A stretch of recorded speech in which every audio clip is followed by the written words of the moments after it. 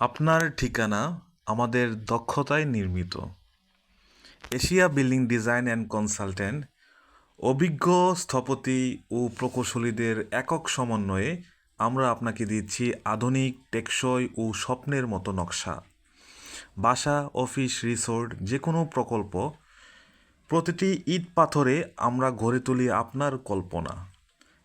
বিশেষত্ব: সৃজনশীল ডিজাইন, পরিবেশ বান্ধব নির্মাণ, নির্ভুল প্রকল্প ব্যবস্থাপনা, সময় ও বাজেটের অঙ্গীকার।